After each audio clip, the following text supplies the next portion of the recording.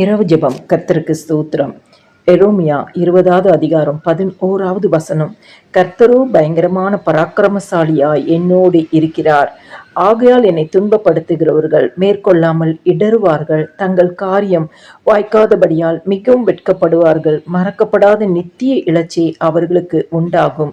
கர்த்தர் கொடுத்த நல்ல வார்த்தைகளுக்காய் கர்த்தருக்கு நன்றி செலுத்துவோமாக. எங்களை நேசிக்கிற நல்ல இயேசுவே, இந்த நாள் முழுவதும் சட்டையின் மறைவில் எங்களை பாதுகாத்தீரே, உமக்கு நன்றி ஏசப்பா.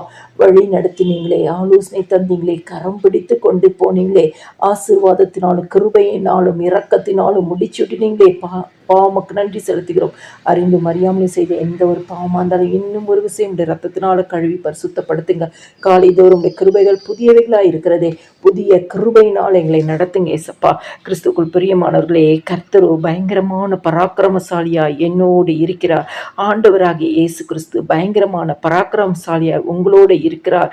ஆகியால் என்னை துன்பப்படுத்த மேற்கொள்ளாமல் இடர்வார்கள். ஆண்டவர் உங்களோட இருக்கும் பொழுது, பயங்கரமான பராக்கிரமசாலியாய் இருக்கும் பொழுது, யாரெல்லாம் உங்களுக்கு விரோதமாய் உங்களை துன்பப்படுத்தணும்னு நினைக்கிறாங்களோ, யாரெல்லாம் உங்களுக்கு விரோதமாய் வேறு காரியங்கள் செய்யணும்னு நினைக்கிறாங்களோ, அந்த ஒரு காரியம் கூட மேற்கொள்ளாதபடி அவர்கள் இடரும்படியாய் கர்த்தர் காரியங்களை மாறுதலாய் முடிய பண்ணுவார். தங்கள் காரியம் வாய்க்காதபடியால் மிகவும் வெட்கப்படுவார்கள்.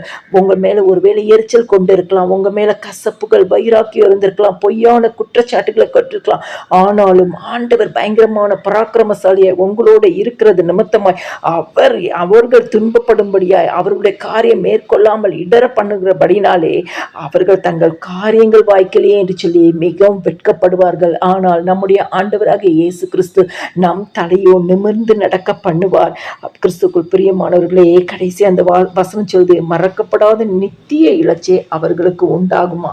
ஆண்டவர் நமக்கு யாரெல்லாம் விரோதமாய் எழுந்திருக்கிறாங்களோ, யாரெல்லாம் நமக்கு விரோதமாய் எந்த காரியங்கள் செய்து கொண்டிருக்கிறாங்களோ, மறைமுகமான திட்டங்கள், மறைமுகமான ஆலோசனைகள், மறைமுகமான கண்ணிகள், இப்படிப்பட்ட சூழலில் நம்மளை அகப்பட நினைக்கிறாங்களோ, அவங்களை எல்லாவற்றிலிருந்து கர்த்தர் நம்மளை விடுவித்து அவர்களுக்கு மறக்கப்படாத நித்திய இலச்சியை உண்டாக்குவார். நம்முடைய ஆண்டவராகிய இயேசு கிறிஸ்து பயங்கரமான பராக்கிரமசாலியாகிய தேவன் நம்மோட இருக்கிறார். எல்லா துதியும் கனமும் மகிமையும் ஸ்தோத்திரமும் என் ஆண்டவராகிய இயேசு கிறிஸ்து ஒருவருக்கே செலுத்துகிறேன். ஆமென்.